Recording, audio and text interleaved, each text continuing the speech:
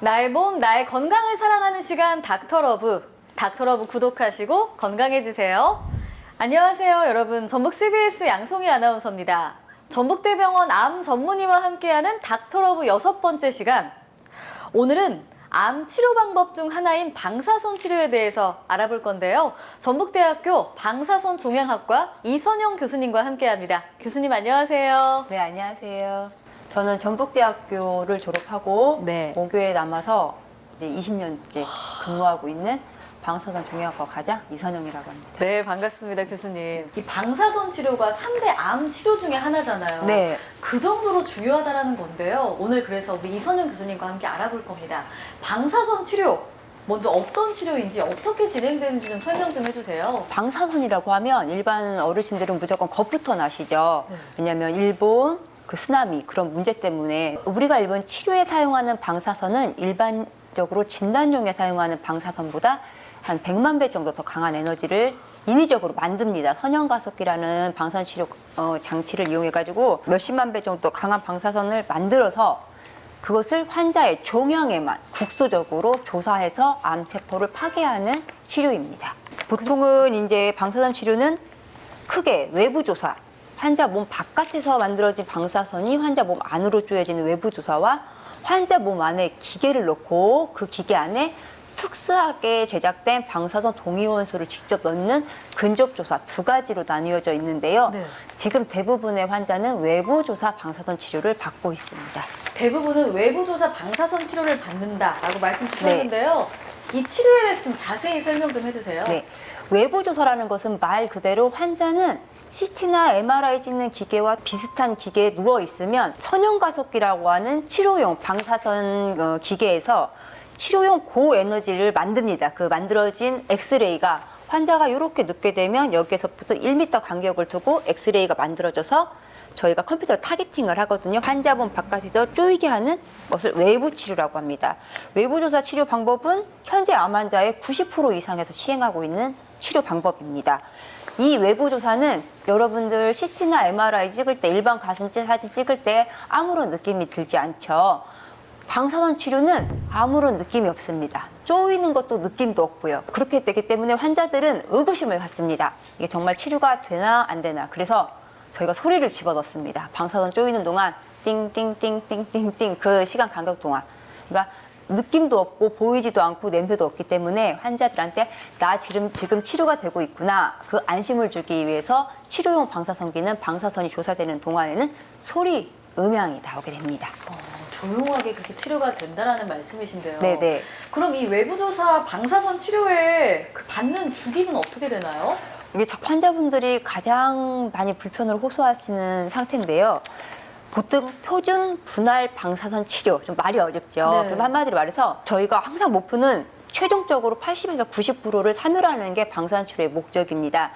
그거를 사멸시키면 얘가 또 시간이 지나면 다시 또 살아나겠죠. 그래서 하루에 조사될 때 그 암세포가 80%는 괴사가 되는데 문제는 방사선이 똑똑한 에너지는 아니거든요. 정상 장기에도 같이 조사가 되거든요.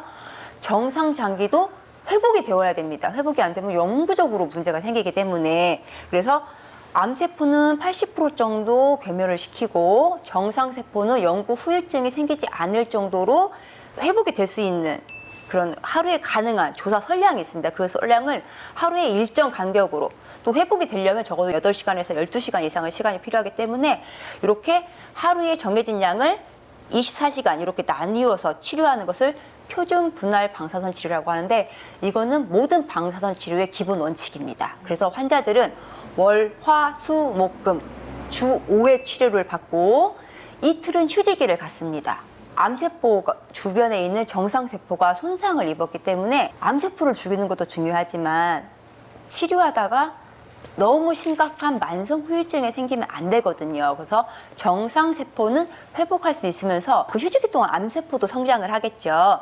하지만 암세포가 적어도 30% 이상 성장은 안 하게 하는 휴지기를 딱 정해놓고 치료를 하는 표준 분할 방사선 치료를 하기 때문에 방사선 치료하는 환자들은 매번 월화수목금 주 5회 오는 게 원칙이고 총 치료 횟수는 암의 종류나 병기에 따라서 20회에서 40회 정도로 결정이 됩니다. 그럼 한 번 치료받을 때 치료 시간은 얼마나 걸리나요? 실제적으로 방사선이 조사가 되는 시간은 1, 2분밖에 걸리지 않습니다. 아주 짧습니다. 근데 환자분들이 저희 과에 와서 대기하고 전체 옷을 탈의를 해야 되거든요. 방사선 치료할 때는 속옷 같은 것도 입으면 안 돼요. 두꺼운 옷으로 입으면 이게 3, 4mm 차이가 나거든요. 그래서 보통 25분에서 30분 정도를 소요하게 됐고 그 시간에 와서 치료받고 가시고 이런 식으로 진행을 하고 있습니다.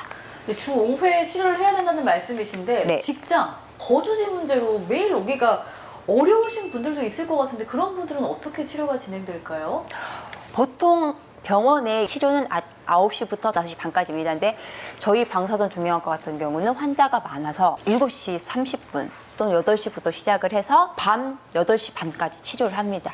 그래서 야간에 보통 출근을 하기 전에 치료를 받고 가시거나 퇴근 후에 와서 치료받거나 그런 쪽으로 시스템을 운영을 하고 있습니다. 환자분들 중에는 간혹 거동이 불편하고 또 오기 귀찮다는 이유로 일주일에 한 번, 두 번 그렇게만 받는다는 분들이 계신데 오히려 그러면 암세포를 더 자극하는 셈이 됩니다. 그래서 치료에 더 악영향이 끼칩니다. 왜냐하면 이 암세포도 쪼여졌을 때 몇 프로가 죽어야만 저희가 치료 효과를 볼 수 있는데 그거 이하로 죽게 되면 오히려 암세포는 나 더 살아나야지 하는 저항성을 가지게 됩니다. 그래서 오히려 또 치료 효과가 떨어집니다. 그러면 혹시 종괴가 좀 작거나 네. 만약 그 장기 인접하지 않은 경우들 같은 경우도 주 5회를 무조건 받나요? 아니요.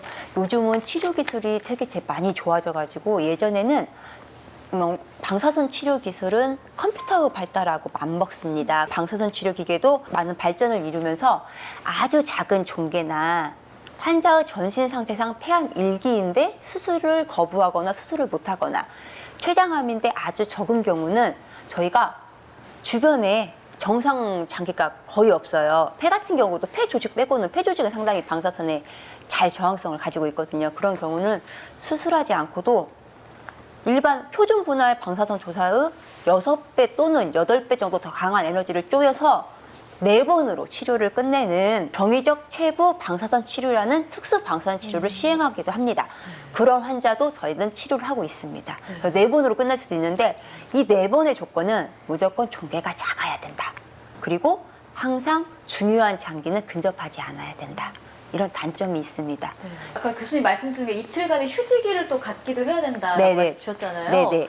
우리가 이제 명절 연휴 같은 때는 막 5일, 6일 때 될 때 이럴 때는 네네. 치료가 혹시 어떻게 이루어지나요? 저희가 휴지기가 너무 길어지면 암세포는 몇 프로 정도 성장을 정지시킨 상태에서 정상세포가 회복할 수 있는 휴지기는 저희가 맥시멈 48에서 60시간까지로 잡거든요. 그걸 이상을 넘어서면 오히려 정상세포 회복되면서 암세포도 회복을 해버리게 됩니다. 그래서 만약에 명절 같은 것 때문에 휴식기가 길다고 하면 그런 경우는 저희가 그냥 방사선 치료는 오버로 엽니다. 그래서 저희도 또 똑같이 이번 연휴 기간에 여러 환자를 치료를 했습니다. 지금까지 이제 외부조사 방사선 치료에 대해서 좀 설명을 해주셨는데 아까 또 하나 근접 방사선 조사도 있다고 해주셨거든요. 네. 이 치료 방법도 좀 설명해 주세요. 그 외부 치료는 환자가 치료 침대 위에 누워 있고 환자는 바깥에서 이렇게 방사선이 조사가 된다는 건데 근접 방사선 치료는 환자 몸 안에 직접 기계를 집어 넣습니다. 한쪽은 막히고 한쪽은 열린 그래서 3mm 크기의 이리듐이라고 하는 방사선 동위원소가 있습니다. 그 동위원소를 저희가 계획한 어느 부위까지만 움직여서 치료를 해라라고 컴퓨터로 리세팅을 해놓습니다. 그러면 그 부위까지 이리듐 동위원소가 그 치료용 관을 통해서 이동을 하면서 주변을 이온화시켜서 치료하는 게 근접 방사선 치료입니다. 하지만 이것의 단점은 직접 환자 몸에 기계를 넣어야 되기 때문에 환자를 재울 수는 없거든요. 통증이 상당히 많습니다. 환자를 재워서 할 수가 없어요. 왜냐하면 안전 문제 때문에. 갑자기 기계가 멈춰서 동위원소가 환자 몸 밖으로 못 나오는 경우는 아주 응급 상황이거든요. 그럼 환자 재운 상태에서 어거지로 뺄 수가 없어요. 그리고 이 치료는 모든 암에 다 할 수가 없습니다. 왜냐하면 이 관이 딱 근접해야 되기 때문에 종괴의 크기는 최대 크기는 중심에서부터 1.5cm 이내에만 치료가 가능합니다. 그러니까 최대 2cm 종괴가 근접 방사선 치료에 가장 적합한 치료고요. 종괴 사이로 이렇게 치료용 관이 들어가기 때문에 보통은 단독으로 사용하기보다는 외부 조사를 해가지고 아주 큰 암을 줄인 후에 남은 잔존암에 추가 치료하는 개념으로 많이 하고 있습니다. 특히 우리나라는 OECD 국가 중에서 자궁경부암 완치율이 1인데요. 그 이유가 이런 근접 방사선 치료를 외부 조사를 해서 최대한 많이 줄인 후 직접 자궁곽 내에 근접 방사선 치료기기를 넣어서 추가 치료를 하고 있기 때문에 OECD 국가 중 자궁경부암 완치율이 1입니다.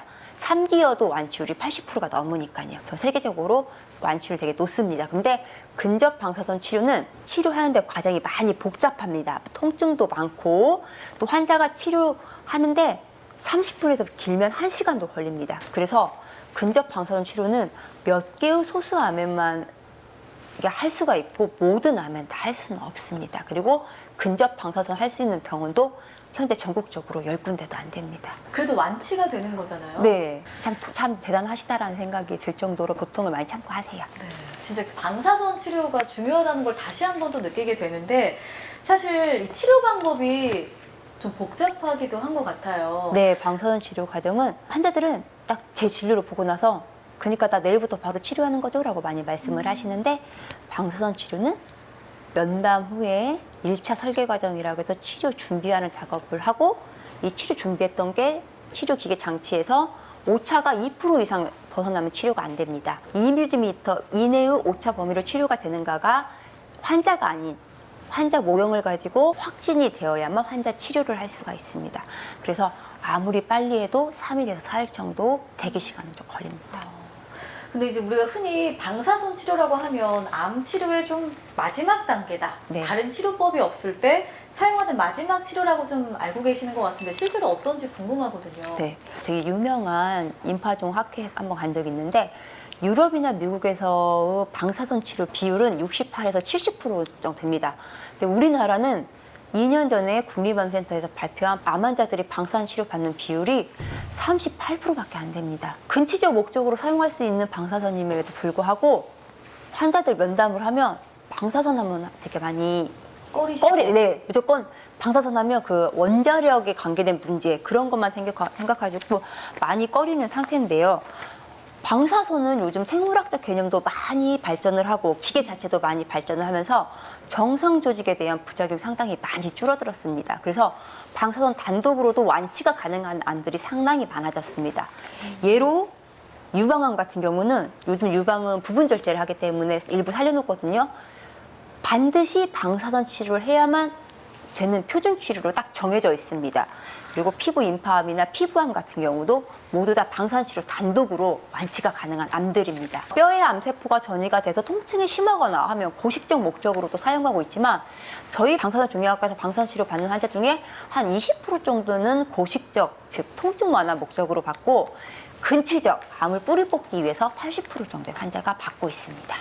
80%면 정말 많네요. 네, 많은 겁니다. 근데 이제 그럼 최근에 많은 이슈가 되고 있는데 세기변조 방사선 치료, 뭐 중입자, 양성자 치료법 등 사실 듣기에도 조금 어렵거든요. 여러 치료법들이 좀 발표가 되고 있는데 조금 전에 교수님께서 이 방사선 치료 기술은 컴퓨터의 그 발달과 비슷하게 이루어진다라고 말씀해 주셨는데 최신 방사선 치료 기법도 좀 말씀해 주세요. 네. 제가 19년 전 레지던트를 할 때만 해도 방사선 치료는 대부분이 2차원 방사선 치료였습니다. 2차원은 뭐냐면 여러분들 TV 드라마에서 보실 때 어떤 의사가 가슴 악성 종양 설명할 때 어떤 사진을 필름을 딱 걸려서 설명하는 그 사진 보셨을 거예요. 그게 2차원 치료입니다. 거기에다가 치료 범위를 그렸던 것이 19년 전이었습니다. 그러다가 3차원 입체 조형 방사선 치료가 개발이 됩니다. 2차원에서 3차원으로 간다는 것은 크기가 존재한다는 겁니다. 그 크기를 가지고 전반적으로 정상 장기 안에 종양이 어떻게 존재하는지 컴퓨터로 구현을 해버리는 겁니다. 그래서 치료를 했는데 그래도 한계점이 존재하죠. 왜냐하면 종양 사이사이에 있는 정상 조직에는 3차원 입체 조형에도 얘는 암으로 인식을 해서 암에 조사되는 방사선 선량만큼 조사가 되기 때문에 정상 조직이 많은 피해를 받습니다. 그래서 도입된 게 세기 변조 방사선 치료입니다. 이 치료는 뭐냐면요. 치료 기계 자체에 MLC라고 하는 다이어 콜리메이터가 존재합니다. 그래서 제 손가락이 이 손가락 보이는 것들이 암이고 이 사이사이가 정상 조직이라고 한다고 하면 방사선은 이렇게 쪼여질 때요. 이 사이 정상 조직에는 MLC라고 하는 차폐체가 자동적으로 가려집니다. 그래서 여기에 있는 방사선이 거의 안 들어가게 하고 중간중간 암세포에만 100% 에너지가 도달하게 하는 다이어 콜리메이터가 개발되면서 세기변조 방사선 치료 기술이 개발됐고, 또 방사선 치료는 한번 치료하고 나서 재발하면 다시 하기가 어렵거든요. 왜냐하면 법적으로 주변 정상 장기에 한계 선량이 있기 때문에. 그런데 세기변조 방사선 치료 도입되면서 세기변조 자체는 정상 조직을 차피할 수 있기 때문에 추가 치료가 가능해지게 됩니다. 그게 세기변조 방사선 치료고 가장 많이 사용하고 현재 가장 많이 전 세계적으로도 가장 많이 사용하고 있는 치료 방법입니다. 네, 그럼 전북대병원에서도 세기변조 방사선 치료와 같은 치료를 다 할 수 있는 거겠네요. 네, 지금 전북대학교 병원에는 3개의 치료 기계가 가동 중인데 이 기구 3개 전부 다 2차원 치료, 3차원 입체 조형, 세기변조, 정위적 체부 방사선 치료 등 현재 할 수 있는 모든 종류의 방사선 치료는 다 할 수 있고, 또 새로운 기계가 하나 더 도입될 예정입니다. 그럼 뭐 서울까지 가지 않아도 전북에서 치료 받아도 충분하겠네요. 오히려 서울 쪽에 있는 곳보다 저희가 더 최신 기계를 많이 보유하고 있는 셈이 됩니다.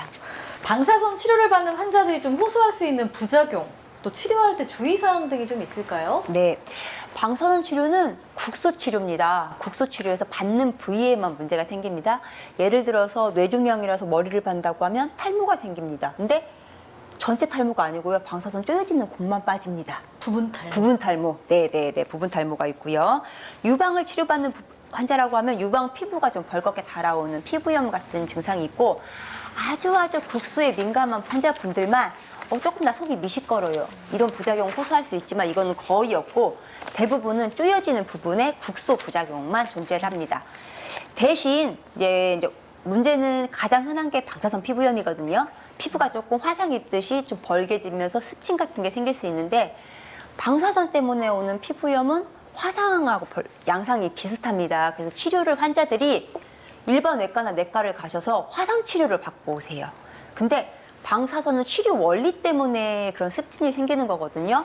화상은 몸 바깥에서 열이 가해져가지고 피부가 벌겋게 달아지는데, 방사선은 안에서 열이 밖으로 나오면서 피부가 타는 거기 때문에 치료 방법이 완전 달라집니다. 그래서 피부염을 더 악화시켜서 오는 경우가 많아요.